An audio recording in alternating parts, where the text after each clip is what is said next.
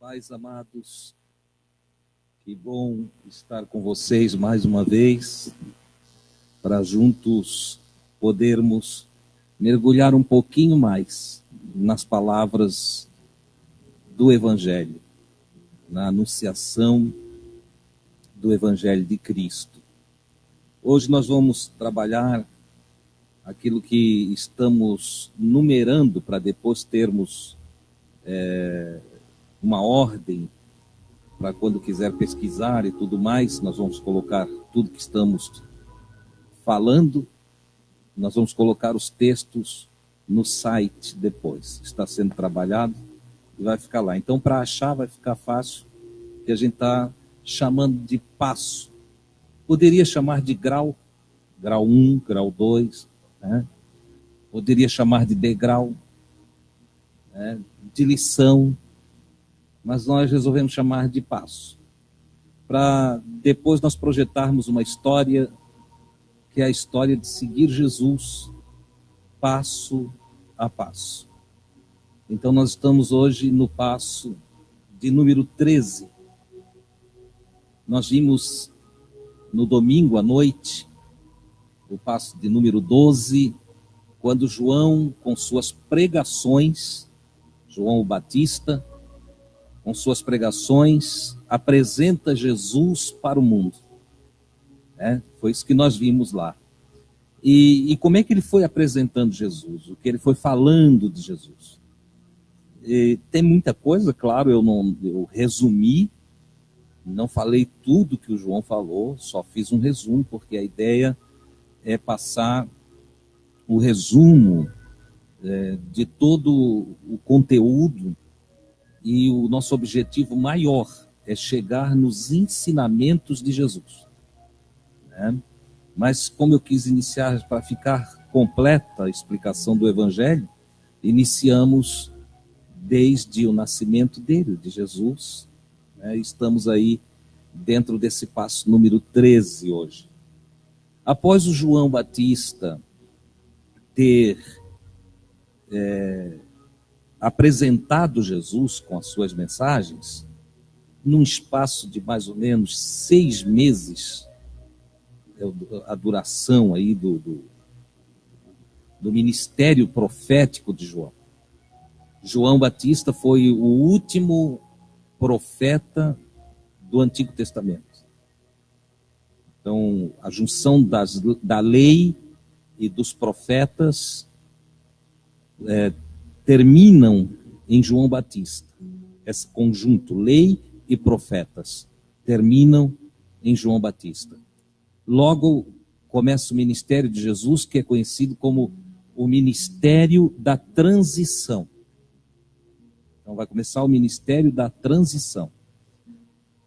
Como nós vamos ver mais à frente, o estudo de Mateus, Marcos, Lucas e João ainda é um estudo do Antigo Testamento. Entende? A gente chama Novo Testamento a partir de Mateus. A Igreja Católica Apostólica Romana, ela apresentou esse canon bíblico para nós. E o canon que nós temos, mesmo depois da Reforma Protestante e mais o surgimento de todos os movimentos que vieram depois, durante os séculos, até os nossos dias, conservou-se o primeiro canon que eles lançaram, extraindo os livros que eles entenderam como apócrifos e deixando a nossa Bíblia numa divisão um pouquinho equivocada, que às vezes até traz uma certa confusão para o leitor da Bíblia. Porque então a gente chega no Novo Testamento e tem ensinos dentro dos evangelhos que ele não cabe no Novo Testamento. Existem ensinos dentro do evangelho que são ensinos para aqueles que estavam vivendo embaixo da lei.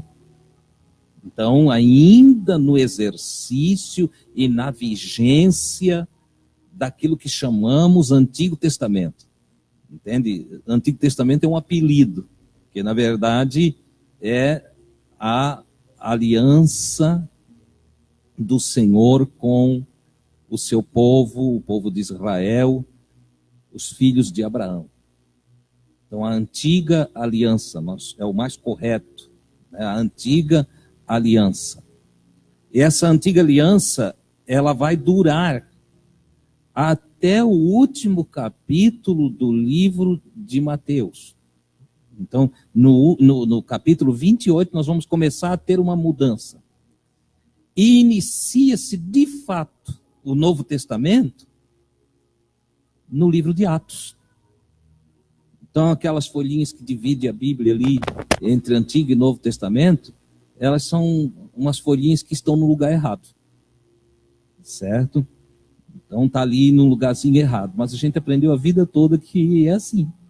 E a gente engoliu isso como sendo assim. E foram poucos os teólogos, mas quando eu falo de pouco é assim, ó, de 100, entende? 99 seguiram a sequência. E um avaliou. Foi se inteirar dessa verdade. Certo? Eu estou dando essa explicação porque daqui a pouco, em passos aí para frente, nós vamos ter textos que nós vamos avaliar que, se não tiver esse entendimento, não fecha. E é daí, dessa falta de entendimento, que tem até alguns teólogos, entre eles Martinho Lutero, tinha discussões com Tiago e Paulo. Tinha carta do Paulo, como a carta aos Gálatas, que eles não queriam que pertencesse ao cânon bíblico. Entendeu? E alguns achavam até, e diziam e falavam isso nas suas escolas, que Tiago e Paulo não se entendiam. Baseado no fato de que Paulo trata de uma salvação que não é por obras, e o Tiago trata da salvação com obras. É claro que tudo não passa de um mal entendido, nós vamos chegar aí, tá? Mas eu estou dando essa explicação que quando eu passo a enxergar que o Novo Testamento inicia-se, se eu quiser usar um dos evangelhos, a partir do capítulo 28, lá da metade para o fim do 28 de Mateus, quando Jesus então envia os seus alunos já formados, chamados de apóstolos, e a palavra apóstolo não é um título, a palavra apóstolo é o enviado. Então, quando Jesus envia, eles são os enviados de Jesus, isso não é um título, porque a igreja primitiva não tinha titularidade. Ninguém era maior do que ninguém. A igreja primitiva era uma igreja onde havia unidade. O irmão Lucas vai colocar no livro do Atos que era uma, a alma, o coração, a alma e o coração do povo. E Deus então manifestava a sua glória, porque quando o povo se torna um, Deus se manifesta. Enquanto nós não nos tornarmos um, não haverá manifestação de Deus. Entendeu? Deus não tem prediletos. Somos todos iguais na sua presença. Então, para ele agir aqui, nós precisamos sentir o mesmo. Nós precisamos pensar o mesmo. Enxergar o mesmo. Querer o mesmo. Em outras palavras, precisamos ter o mesmo espírito. A mesma fé. Olha só, aí Deus se manifesta. Tem gente pensando, irmão, por que hoje Deus lá matou Ananias e Safira e hoje tem tanto mentiroso, até no púlpito? E por que Deus não mata? Porque o povo não é um. Porque o povo é desunido. Porque há muita política na igreja. Porque há muita guerrinha por cargos, por posições, por títulos. E tudo isso contraria o mandamento do Senhor. Se vós não sereis assim, antes aquele dentre vós que quiser ser o maior, Seja o servo de todos. Lava o pé dos outros. Entendeu? Se abaixa. O que ele estava dizendo? Grande para Deus é o que abre mão de si para servir o seu irmão. É o que faz o que ele fez. Que deixando o esplendor de sua glória, se fez homem. Esvaziou-se da sua magnificência, da sua glória, do seu poder, da sua onipotência, e se diminuiu, humilhou-se, essa é a palavra, e se fez homem. E aí que está a grandeza. E como homem, o Deus em carne, como homem, se fez servo. Não quis posição de dominação, de maioral, mas se fez servo. Ajudou um, ajudou o outro, abraçou um, abraçou o outro, estendeu a mão, não pediu nada, doou e doou-se por inteiro. Oh, glória a Deus! Então, ser um cristão é ter essa essência, é ser investido dessa glória, a glória de servir. Então, eu dizia ao irmão, olha, Deus não mata hoje, porque senão tinha que matar tudo, porque está tudo brigando, tudo em confusão, tudo disputando cargo, disputando título. Ainda bem que ele não mata. E lá, por que matou? Porque lá era o oposto. A igreja toda estava unida, no mesmo sentimento, no mesmo espírito, na mesma palavra, o mesmo ensino, a mesma doutrina, unido na oração pelo mesmo ideal. E um casal, no meio daquela unidade, se estragou. O Senhor eliminou aquele casal. Quando nós formos um, se alguma coisa ruim quiser atravessar nosso caminho, o Senhor interferirá. Mas enquanto não formos um, ele não interfere. Aí não. Porque senão teria que tratar com privilégio. Gosto mais desse, eu trato. Não gosto menos daquele ali, esse eu não trato. Entendeu? Aqui está o equívoco. Então, voltando aqui para a nossa lição, entenda isso. O Novo Testamento, ou a Nova Aliança. Por que Nova Aliança? Porque é uma aliança que se estende a todos os povos. A primeira aliança, ela é uma aliança com uma nação. Com os descendentes de Abraão. E Jesus veio primeiro para eles.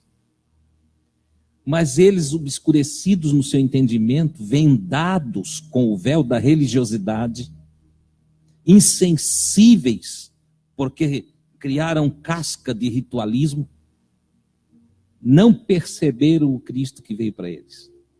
Como consequência, veio para o que era seu, e os seus não o receberam. Então eles quebram a aliança. Não é o Senhor que quebra a aliança que fez com eles. Eles quebram a aliança com o Senhor. Consequentemente, o Senhor, então, faz uma nova aliança, sem deixá-los de fora. É bom que se entenda isso. A nova aliança é que Deus não, já que eles rejeitaram, todos que aceitar, independente se são judeus ou gentios, então, independente de que povo seja, todos que o receberem, deu-lhes o poder de serem feitos filhos de Deus. Oh, que coisa gloriosa! E aí, então, pela fé, tanto judeu como gentil passa a ser povo de Deus. Que coisa maravilhosa. Neste aspecto, Paulo traz noções dizendo que nós, de alguma forma, fomos enxertados no tronco principal. Houve um enxerto. Entendeu? Os que estavam separados da comunidade de Israel, Deus os enxertou pela fé em Cristo. De sorte que se cumpre então as palavras de Deus dita a Abraão, que através de um descendente dele, todas as nações seriam bem-aventuradas. Não é assim? Todos que o receberam, ele deu-lhes o direito de serem feitos filhos de Deus. Agora nós vamos estudar as palavras do Senhor, a fim de que nós possamos satisfazer. Porque você está acostumado a aprender, e eu fui acostumado a aprender, que Deus está lá só para fazer a nossa vontade. Deus está lá para livrar nós aqui, para dar carro, para dar casa. Você já orou assim? Ô Senhor, guarda a minha casa. Ô Senhor, dá um emprego para o meu filho. Tem irmão que tem filho sem vergonha. Entendeu? Que mexe no que é dos outros, foi preso e ele manda um bilhetinho, ora pelo meu filho que está preso. Eu vou orar o quê, meu Deus do céu?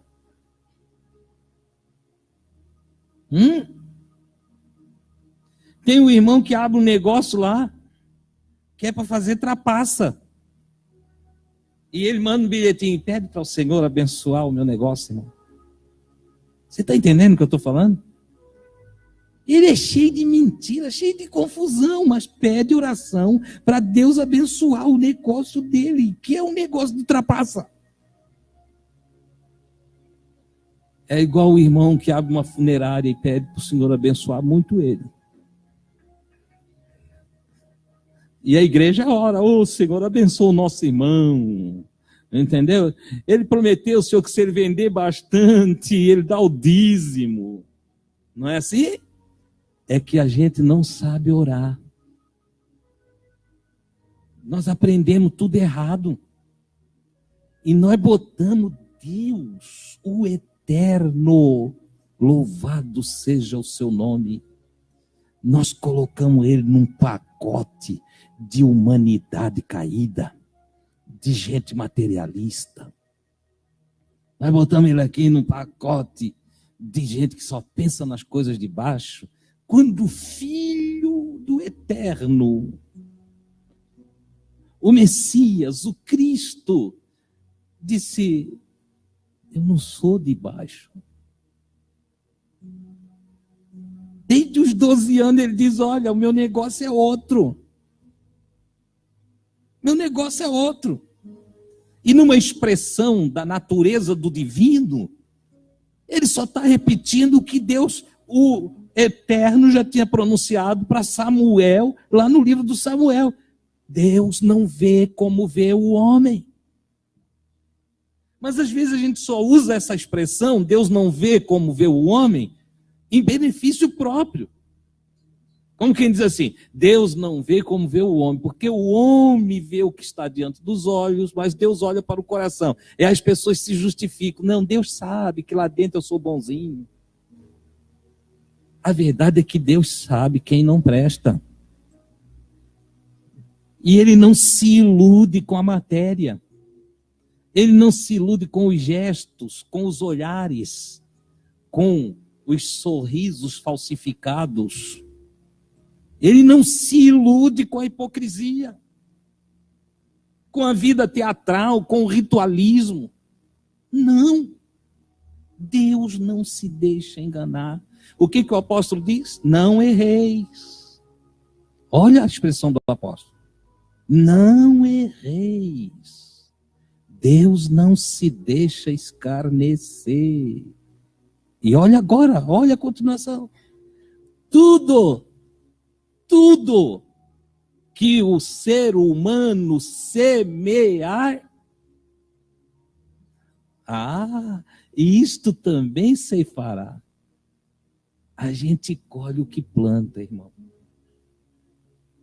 A gente não colhe nada que não planta, não. Ah, irmão, a minha vida é uma tribulação. Estás plantando tribulação, querido. Tu não colhe abacaxi plantando abacate. Mas as igrejas atuais, com a teologia da prosperidade, com a promessa de vida boa, entende? Dentro dos planos e projetos dos seus próprios pastores, cujo interesse é o dinheiro, desviados pelo caminho de Balaão, a vidência deles, os dons que Deus lhes deu, estão sendo usados para ganância, por prêmio, por salários altos. Então se desviaram, como de Judas, pelo caminho de Balaão. Eles ficam pregando mentira. E como a historinha da serpente, historinha eu disse. Eu não disse historinha, eu disse a historinha. A fábula da serpente.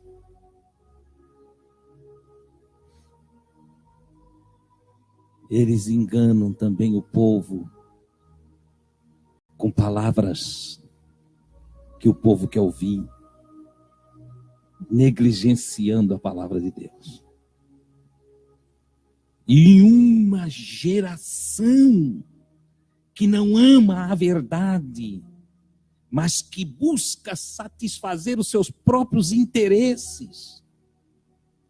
Uma geração que não quer saber como deve andar na presença de Deus, mas que quer saber como eu posso tirar proveito de Deus.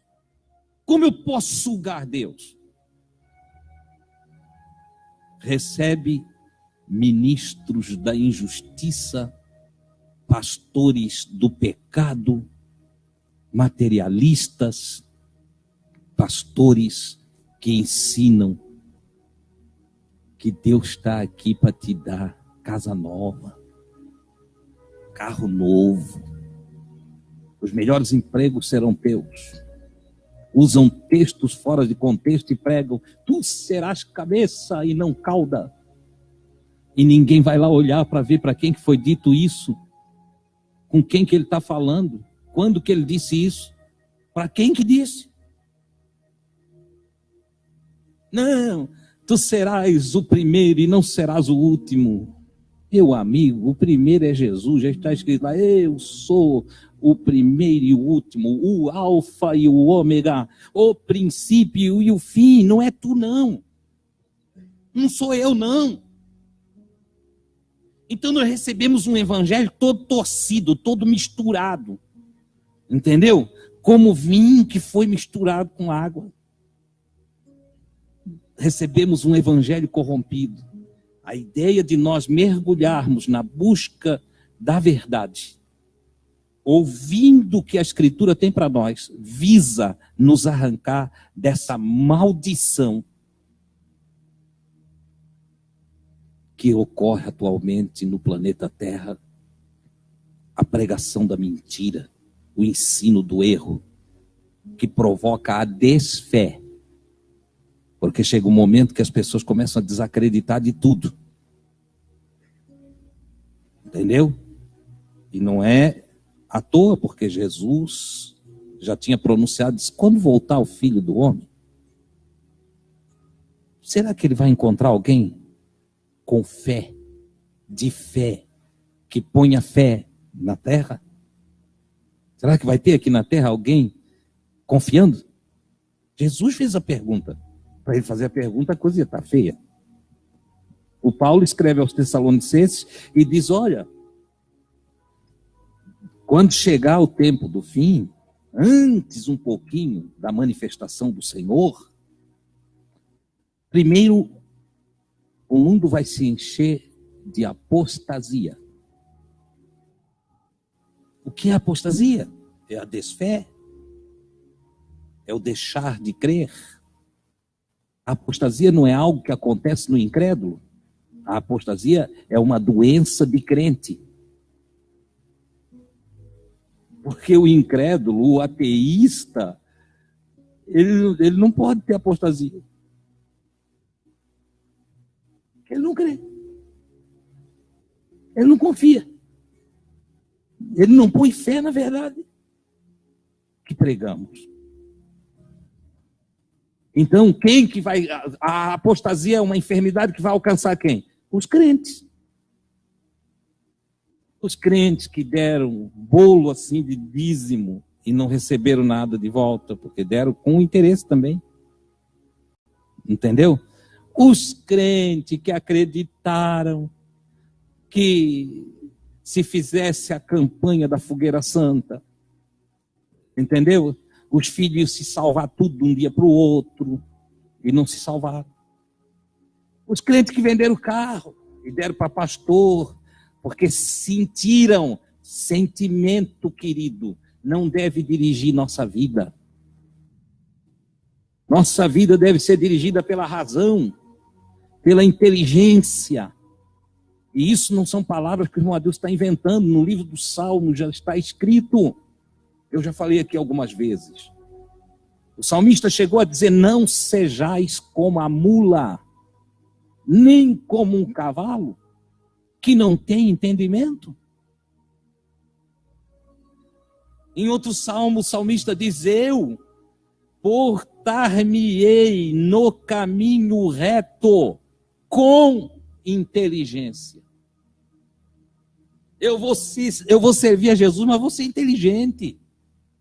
Eu vou servir a Jesus, mas não vou andar enrolado aí como crente que o pastor está enganando. Eu vou respeitar meus líderes, mas não vou ser escravo deles. Eu vou caminhar segundo a verdade de Deus. Eu vou aprender as Escrituras para viver uma vida reta na presença do Senhor. Os livramentos que eu vou ter na minha vida, eles são inerentes à minha obediência ao mandamento de Deus. É assim, irmão. Ai, Jesus, olha, eu vou passar a noite em oração e eu vou chorar a noite toda na tua presença para que eu tenha uma vida mais feliz. No outro dia desce do monte e quando chega em casa já chega brigando com a esposa, xingando os filhos. Não consegue ser feliz. Como é que o irmão Pedro diz? Se alguém quer amar a vida, se alguém ama a vida, eu gosto de viver. E eu quero ver dias bons.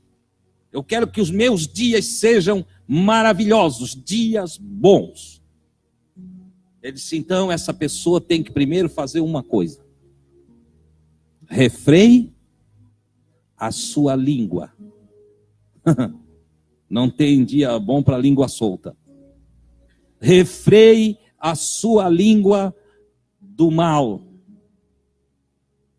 Do mal. Pare de falar bobagem. Pare de falar da vida dos outros. Pare de criticar as pessoas. Pare com os xingamentos. Pare com as mentiras.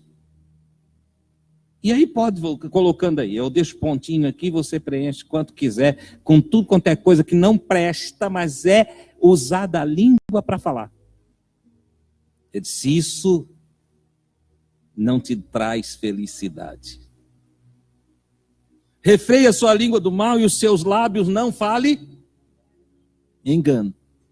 Essa palavra é muito profunda, eu não tenho tempo para ministrá-la para vocês aqui, mas pense nisso, o que é engano? Lábios que falam engano. Não simplifique pensando em mentira. Vai muito além disso. Medite em casa. Se engano. Pegue um dicionário e vê todos os sinônimos da palavra engano. Pegue. Vai pegando os sinônimos. E dentro dos sinônimos investigue os outros sinônimos. E você vai ver por que muita gente não é feliz. Um simples ato. Jejue palavras. Jejue palavras. Faça voto de silêncio.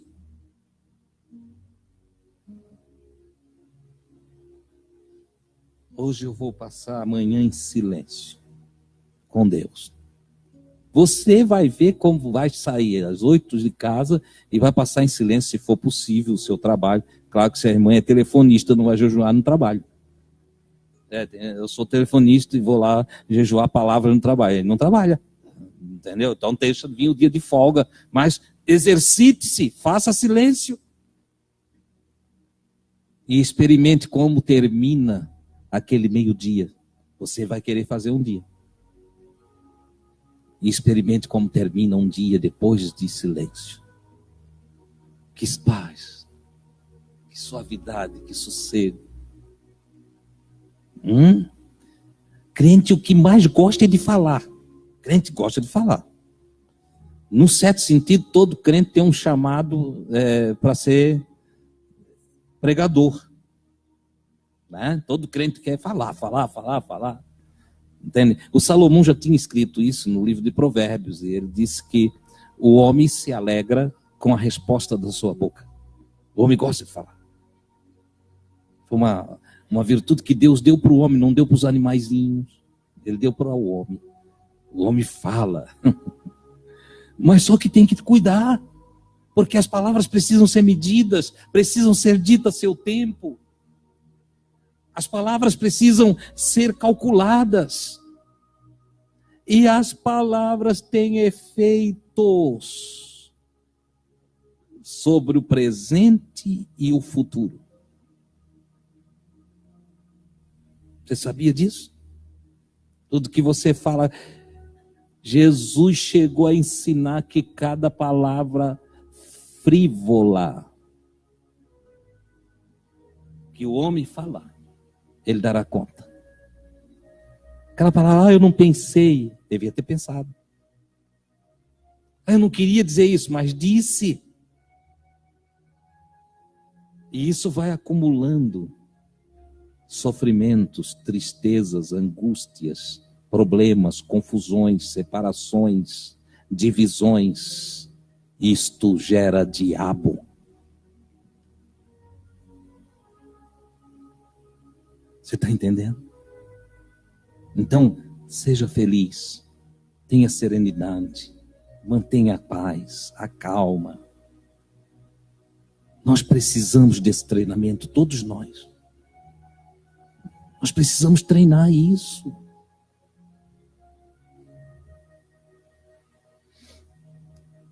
A palavra do João para endireitar as veredas é exatamente isso.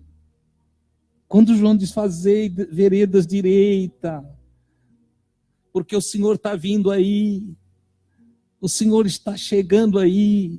Olha, eu estou falando com vocês agora, mas daqui a pouquinho o que há de vir virá. Hoje vocês ouvem a minha voz, mas daqui a pouquinho vocês vão ouvir a voz do Senhor, chamando os seus escolhidos, reunindo-os dos 4 ventos da terra. Então era isso que o João dizia, e o João disse, ele não vai se apresentar de uma forma simplória, ele não vai se apresentar de uma maneira a agradar cada um de vocês, não, ele traz na sua mão a pá. Jesus veio com uma pá. E ele vai voltar com uma pá. É simbólico. É metafórico. Por que pá?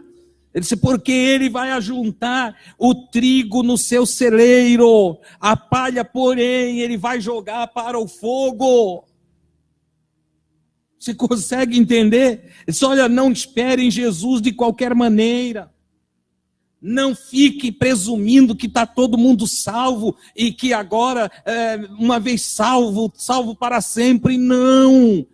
É possível o nome nosso ser riscado do livro da vida.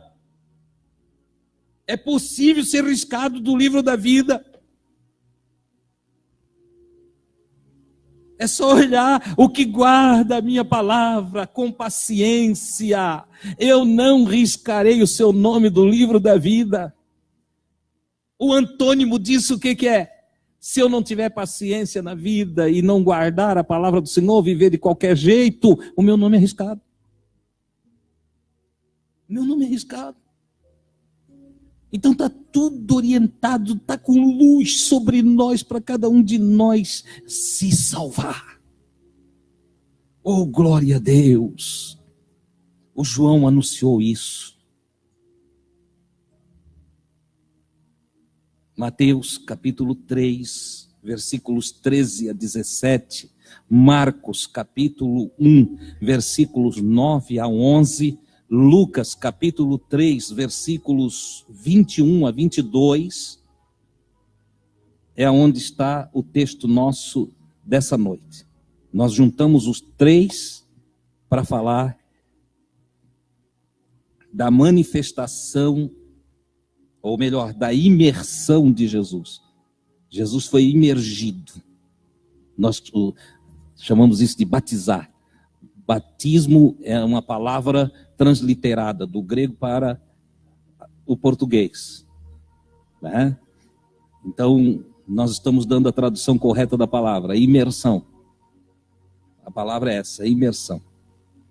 É só, o João estava lá imergindo os que ouviam a palavra dele, os que aceitavam a mensagem dele, os que recebiam a pregação do João, o João imergia.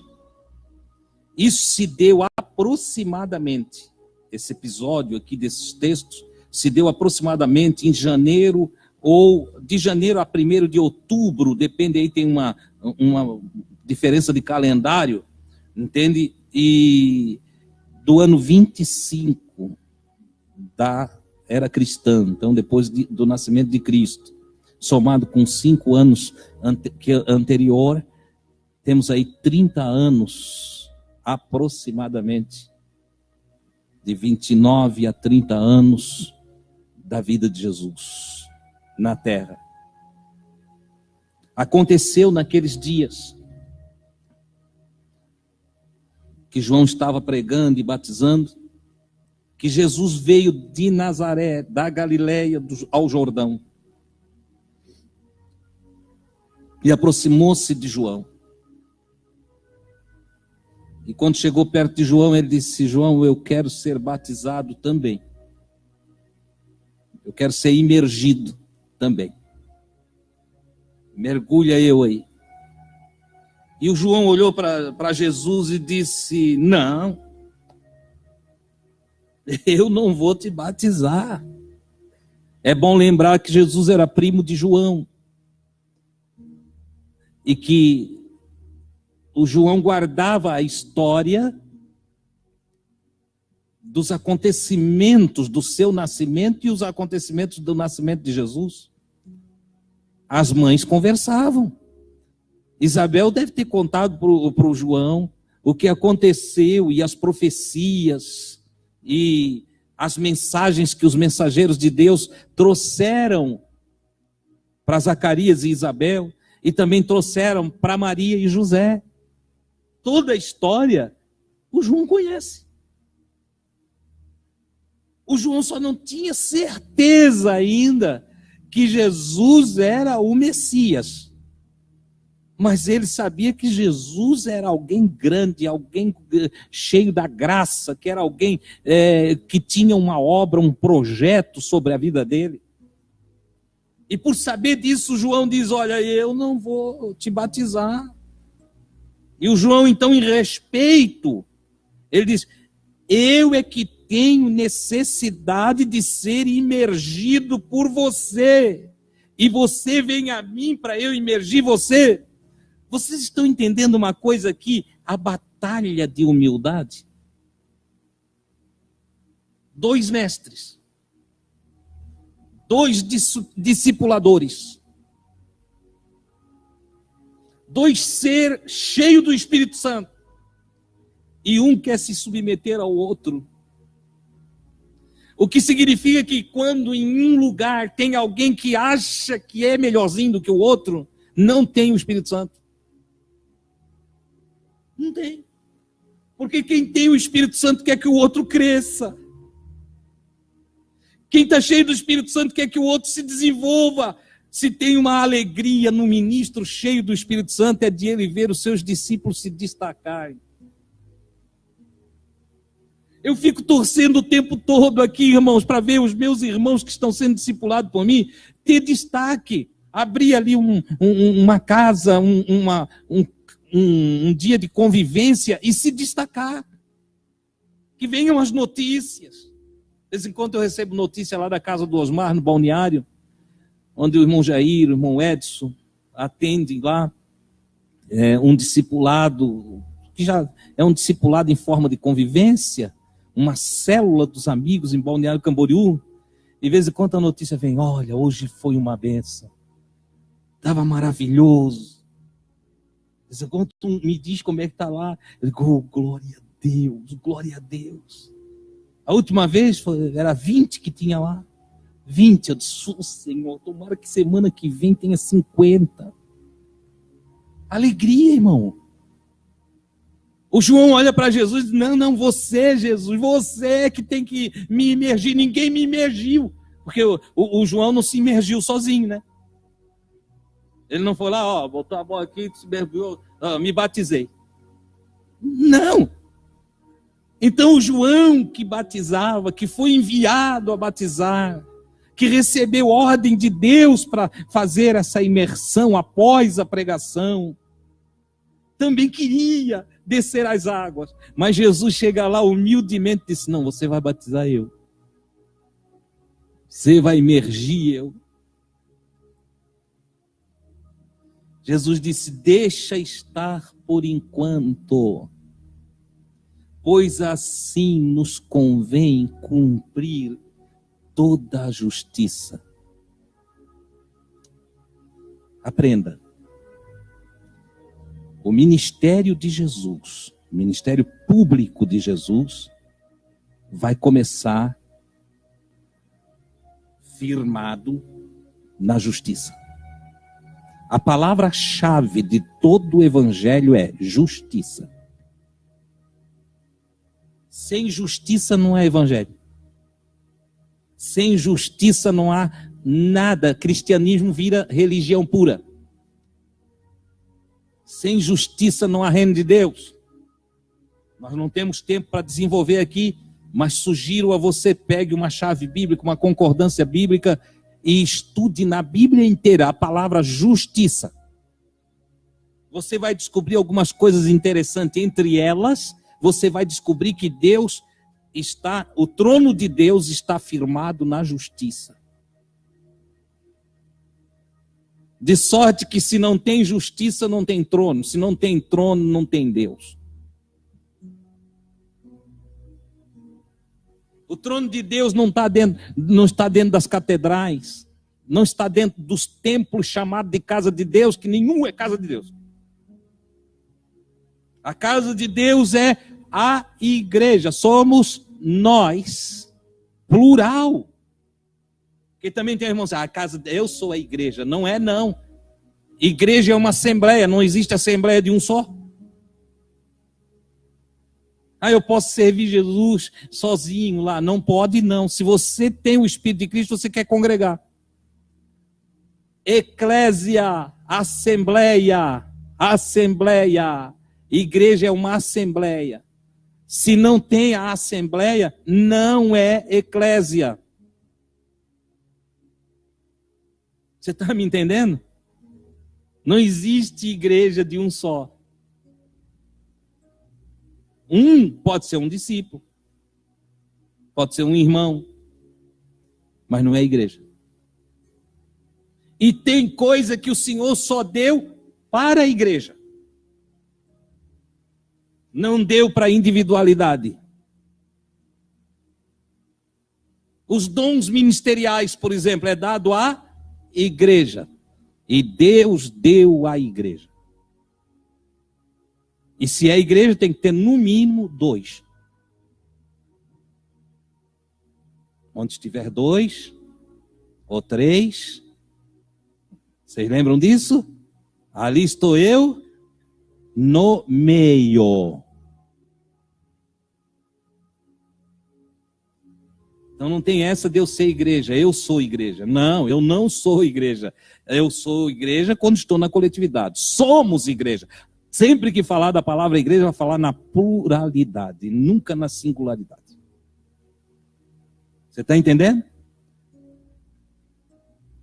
Deixe por enquanto, porque nos convém cumprir toda a justiça. O discipulado com Jesus, a vida com Jesus, começa no anelo interior de sermos justos em todas as coisas. Em todas, das pequeninas às maiores. Das visíveis às invisíveis. Todas as coisas. Nos convém cumprir toda a justiça. O princípio da justiça. A justiça inicia-se quando eu confio em Deus. Esse texto, porque também a queda do homem se deu pelo homem não confiar no que Deus falou. Então o princípio da injustiça é eu não confiar em Deus. E o princípio da justiça é eu confiar em Deus. Veja o que está escrito de Abraão. Creu Abraão no Senhor. Pode ler assim.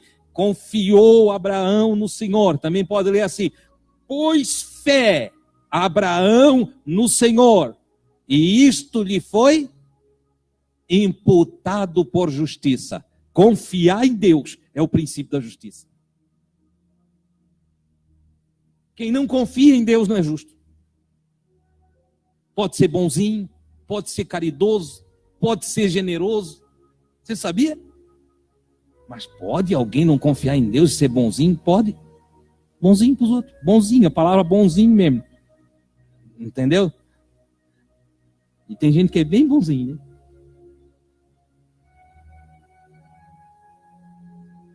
Pode ser caridoso, reparte tudo que tem. Mas se ele não confia no Senhor, não tem imputação de justiça sobre ele. Por isso que o Cristo de Deus diz: Deus enviou o seu Filho ao mundo para que todo aquele que nele, a palavra crer aí, pistes, confia, para que todo aquele que nele por fé. Lembra do carimbo do cartório? Dou fé. Todo aquele que der fé a ele, que por fé nele, que confiar nele, não pereça, mas tenha vida eterna. Olha que coisa extraordinária. O princípio da minha salvação está em eu confiar no meu Deus. Oh, glória a Deus! O princípio do meu bem-estar está em eu confiar naquele que criou os céus e a terra. O princípio da minha vida feliz, da minha vida cheia de certezas, é eu confiar no Pai nosso que habita os céus. Oh, glória a Deus! Aonde há confiança no Senhor, aí há um ser cheio de energia, um ser abençoado, um ser vencedor, um ser cheio de glória. Oh, glória a Deus! Confiança. Jesus, sabendo que o João não fazia as coisas por conta própria, mas que o João tinha recebido ordens de cima para fazer o que estava fazendo. Os sacerdotes não botaram a mão na cabeça do João, não derramaram um vasinho de óleo na cabeça do João, não. Mas Deus derramou do seu Espírito Santo sobre o João. E Jesus sabia disso. Os sacerdotes não abriram espaço nas sinagogas para o João. O João teve que sair para fora de Jerusalém e ir lá para as regiões desertas do leste do Jordão. E lá, cheio do Espírito Santo, começou a falar as palavras de Deus. E o Espírito Santo estava sobre ele e atraía pessoas de tudo quanto é lugar que vinham ouvir João. E Jesus sabia, o João está fazendo por ordem do meu Pai. É preciso obedecer o que o João diz, porque é a ordem do Pai. E como é a ordem do Pai, chegou a hora de eu também ir lá obedecer, porque eu estou em carne. Eu estou em carne. E como homem, eu tenho que me submeter à justiça que está imposta. Se o Pai mandou João batizar, eu tenho que me batizar. Então ele chega e diz, é necessário que nós cumpramos toda a justiça. Não me tenha por maior do que tu, mas cumpre a ordem do Pai na minha vida. Oh, glória a Deus, que cada um aqui nessa noite possa dizer, Pai, eu quero andar na tua justiça e que toda a tua vontade cumpra-se na minha vida. Oh, aleluia! Que cada um de nós tenha um coração aberto para confiar em Deus. E que a nossa obediência não seja oriunda, imanente do medo, do terror. Não, que a nossa obediência seja o resultado da nossa confiança. Porque se nós obedecermos porque confiamos, então nós passamos a amar aquele a quem nós confiamos. E o amor é a essência da palavra de Deus. Oh, aleluia! Quem obedece por medo não ama. Quem faz as coisas para Deus com medo do inferno, com medo de morrer perdido, com medo de não sei, ele não está amando. Ele é só um medroso querendo escapar da punição. Mas quem confia em Deus diz, eu faço porque Deus não falha. Deus é tremendo, Deus é maravilhoso. E se Ele disse que é desse jeito que eu vou fazer, porque Ele não mente, Ele não falha, Ele não erra. E aí você faz e dá certo, dá certo, dá certo. Aleluia! E como dá certo, você fica feliz, e você fica feliz e ama Deus. Sendo que todo certo, toda a bênção, toda a graça que nos alcança é resultado do seu amor. Glória a Deus. Confiar em Deus é a chave que abre a porta das correntezas do amor sobre a nossa vida. E se nós somos amados do Pai, batizados, mergulhados, imergidos no amor de Deus, irmão, não tem vida melhor para nós viver do que essa vida. Só que isso é uma vida para quem reflete, para quem pensa, para quem está raciocinando, se não cai nas balelas da outra pregação. Você entende? Graças a Deus que vocês estão aqui e também por aqueles que estão nos ouvindo através da rede social. João então consentiu e Jesus foi imerso nas águas do Jordão. Que coisa tremenda! O Criador, o Eterno, feito carne, vestiu, vamos dizer assim, a roupa humana, entrou num corpo de carne. O Espírito se materializou. Querem mais? O amor se materializou. A bondade se materializou. A palavra, toda aquela palavra de vida, desde o princípio da criação, que criou todas as coisas, se materializou. O João entendeu isso tão bem que o João disse, as nossas mãos, agora o João apóstolo, as nossas mãos tocou, pegou na palavra da vida. Oh, que coisa extraordinária, que coisa grande! O Verbo se fez carne. E esse amor Deus amou. E essa palavra criadora, o Logos divino, e esse ser que antes era só imaterial, agora se materializa e se entrega na mão de um homem simples, vestido com pele de animal. Simples, João Batista. E o Criador se entrega na mão dele para ser levado embaixo d'água e ser erguido de novo para cumprir com simplicidade. Ah, meu Deus, um ritual da lei, da palavra de Deus dada a João Batista. Ora, todo o povo tinha recebido a imersão, quem estava por ali quis também.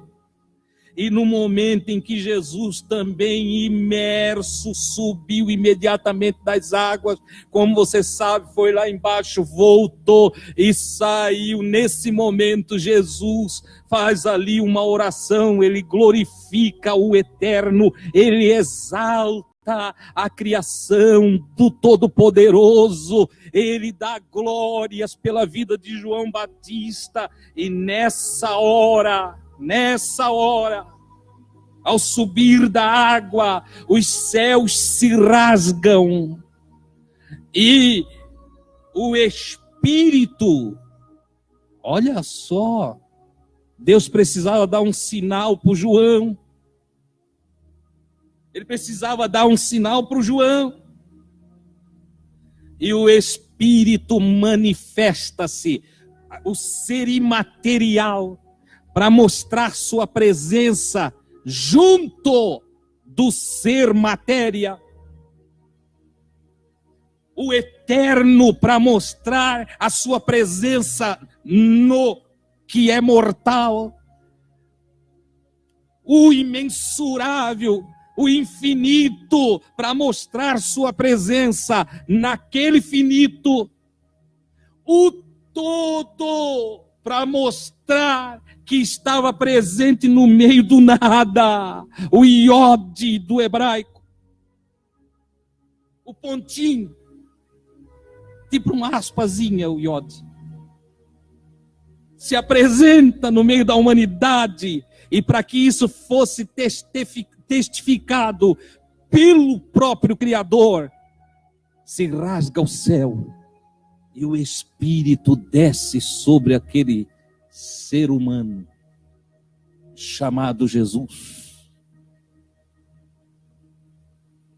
Como?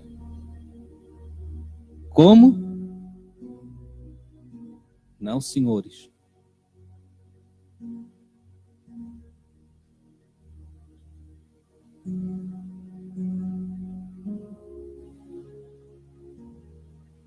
Numa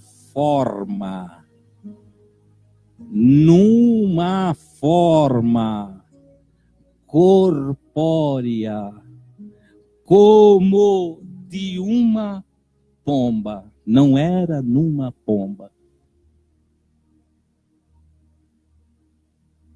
Foi só uma manifestação e uma forma. O Criador pode se apresentar como fogo, não se apresentou como fogo para Moisés?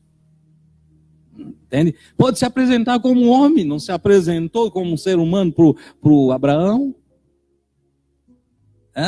Pode se apresentar como um filho de um rei, um príncipe, não se apresentou assim para Nabucodonosor dentro da fornalha para livrar os 3 amigos seus? Ele é Deus, amados, ele é o Criador, ele é o dono das formas. Toda forma geométrica que você conhece se divide em 7. São 7 a base das formas geométricas. Das 7 se faz todas as outras. O Criador se faz como ele quer. E usando dos seus atributos, ele, para mostrar que ali não era alguém comum, mas que ali estava a sua projeção e a encarnação do seu próprio ser, como Paulo escreve e diz que nele, em Cristo, habitou corporalmente toda a plenitude da divindade, tudo que de Deus se pode conhecer, se conhece na pessoa de Jesus, posto que nossa mente não alcança examinar o Criador nas dimensões do infinito, ele se fez finito para, através de seu agir, de seu falar, de seu olhar, de seu tocar, de seu apontar, de seu assentar, de seu levantar, de seu comer, de seu beber, de seu dormir, seu descansar. Ele revela Deus. Deus é como eu, ele podia dizer, como disse, eu e o Pai somos um. Vocês querem conhecer Deus? Olhem para mim. É assim que ele fala. Oh, glória a Deus! E o Criador, então, para que todos entendessem, aqui não é um caso de ficção, rasga os céus e o Espírito se corporifica numa forma, dá uma forma, cria uma forma e vem como uma pomba, vem. Gosto da expressão pomba, porque mostra o lado feminino. Porque os homens são tão machistas, acham que tudo é masculino. Deus dessa vez vem como feminino, na forma corpórea de pomba, e desce sobre Jesus, e uma voz ecoa. Este é, ele está botando a atenção do mundo na sua encarnação. Este é meu filho. Esse aí eu gerei, esse é aquele que eu gerei no ventre de Maria. É esse aí. É meu filho amado, em quem eu tenho prazer, eu tenho alegria de ser nele.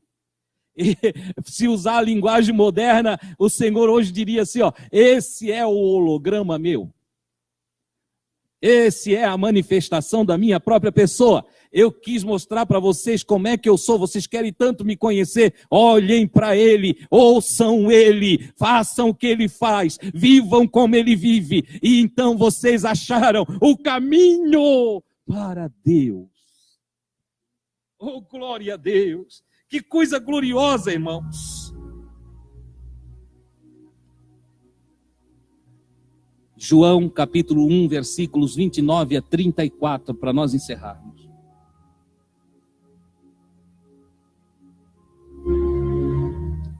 No dia seguinte, depois dessa manifestação gloriosa, depois desse dia todo especial, no dia seguinte, o João vê Jesus se aproximar. Jesus volta lá, passa por ali.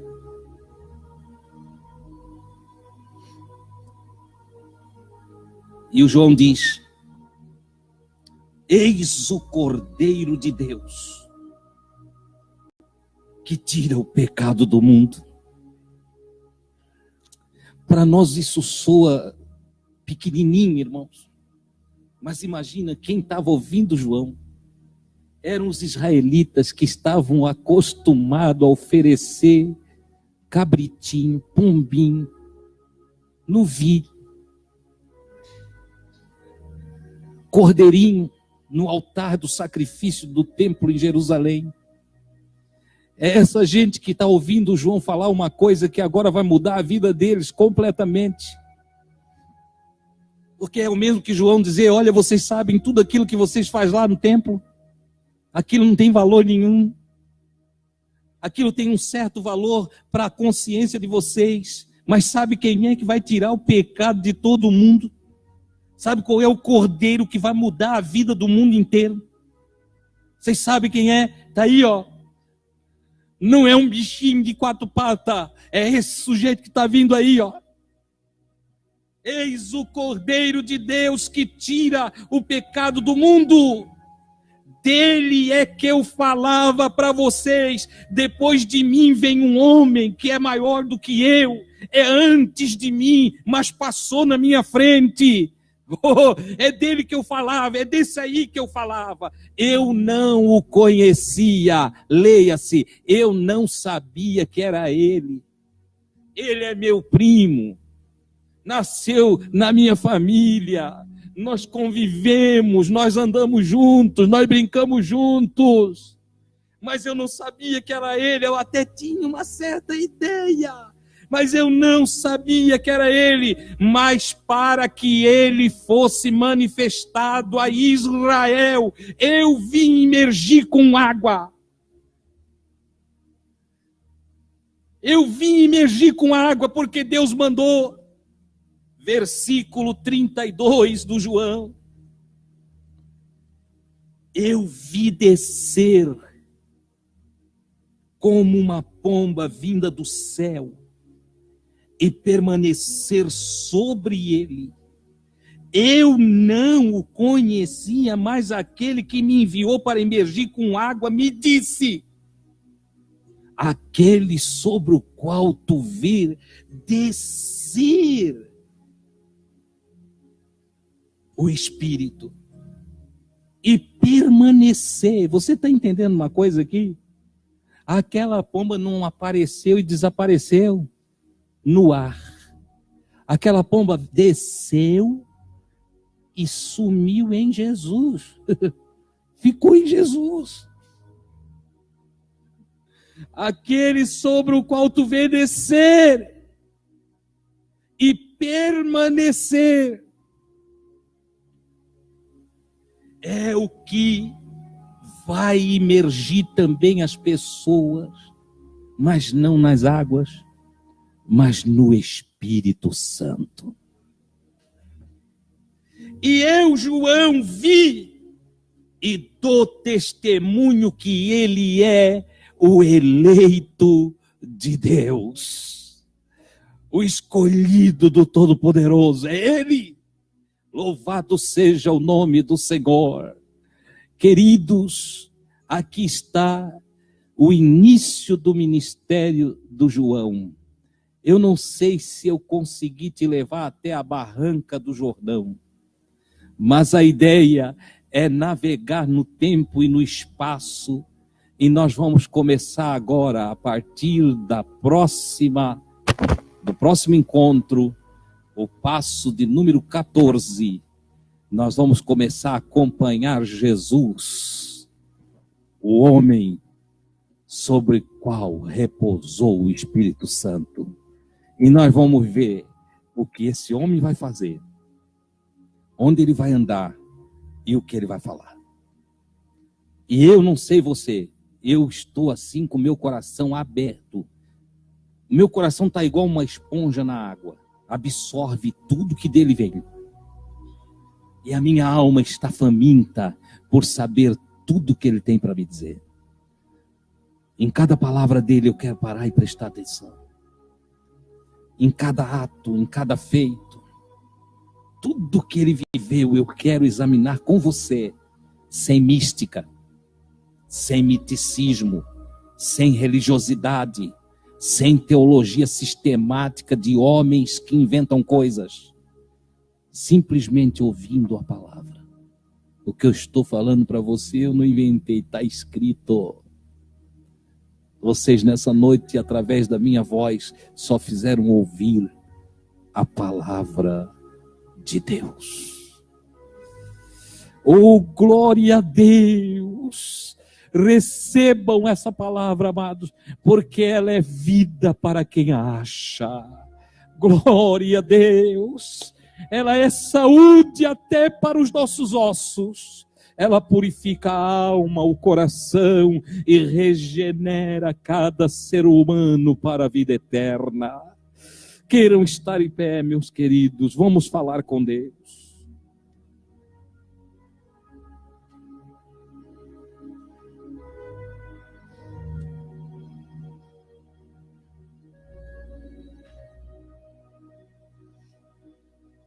Nesta oração nós vamos orar também pela Vanessa. Ela teve um bebê, passou por uma cesárea. Vamos orar também pelo André Carvalho. Teve um acidente de moto. Vamos pedir que Deus ajude eles se recuperarem. Orar pela Matilde. Nossa irmã Matilde, que está enfrentando uns probleminhas. Nós vamos apresentá-la diante do Senhor. Tem reunião dos jovens, sábado às 20 horas. Todos os jovens, os pais que têm filhos, jovens em casa, digam para eles virem até os amigos, a casa dos amigos de Jesus, no sábado às 20 horas. Eles vão cantar, vão conversar sobre a palavra. Enfim, vai ter momentos muito agradáveis aqui. Então, sábado às 20 horas. Vem os jovens. Se outros jovens quiserem vir também, de 100, de 90, também são bem-vindos, tá bom? Vamos falar com o Pai do Céu. Encontro das mulheres, sábado agora. Tá ali, não tá? Então não preciso falar.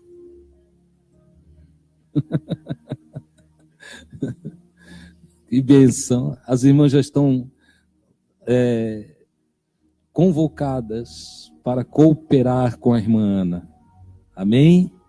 Glória a Deus. Vamos falar com o Pai do Céu. Ô Eterno, o teu nome é bendito. Oh, quanta maravilha, quanta glória emanam de ti. Tu és Deus, o Senhor, de eternidade a eternidade. Nós, Senhor, somos as pessoas mais privilegiadas ou as criaturas mais abençoadas, pois recebemos de ti todo o bem, meu Pai. Ainda que a maldade humana nos cerque de tantas coisas tristes e ruins, todavia de ti, Senhor, emana vida com abundância. Tu não parasse de fazer com que a terra produzisse o seu fruto, as suas árvores, e as águas não cessaram de correr. Mandas a chuva no tempo certo, Senhor, e a brisa para refrescar o calor, como também faz com que o teu sol brilhe, meu Pai, nos dias mais frios, para aquecer, meu Senhor, todos os que habitam na terra. Tu és maravilhosíssimo, Senhor, a ti seja a glória, hoje e sempre. Querido Senhor, recebe a nossa gratidão nesta noite, recebe o nosso louvor e a nossa adoração. Nós te amamos, meu Senhor, pois não há Deus além de ti. Oh, glória a Deus, as evidências da tua presença estão em todos os lugares, Senhor. No ar que respiramos, nos movimentos do nosso próprio corpo, nas células que se desenvolvem, nos que morrem, nos que nascem, se revela as obras das tuas mãos, Senhor. Em todas as coisas tu estás presente. Eu te adoro nesta oportunidade. Oro, Senhor, pela saúde da dona Matilde, Senhor. Que a tua filha seja abençoada com saúde. O Senhor conhece os estágios da sua condição física e é poderoso para restaurar as energias, para curar as enfermidades. Nós confiamos em ti, Senhor. Oro também, meu Deus, por essa moça ou essa mulher, Vanessa. Oro pelo André Carvalho, Senhor. Os dois também precisando de recuperação, de ajuda, de saúde. E nós cremos que tu, Senhor, o Criador, o dono da vida, o Senhor Todo-Poderoso, pode fazer emanar junto a estes a saúde, a vida com mais força, a energia, o poder para curá-los. Ó querido Senhor, rogo também por aqueles que estão em casa nos ouvindo e que não puderam estar aqui participando presencialmente. Ajuda os teus filhos, que a tua boa mão, Senhor, os ajude, os encaminhe, que teu Espírito os ilumine, que a tua palavra permaneça em cada um de nós, em o nome de Jesus. Graças a Deus.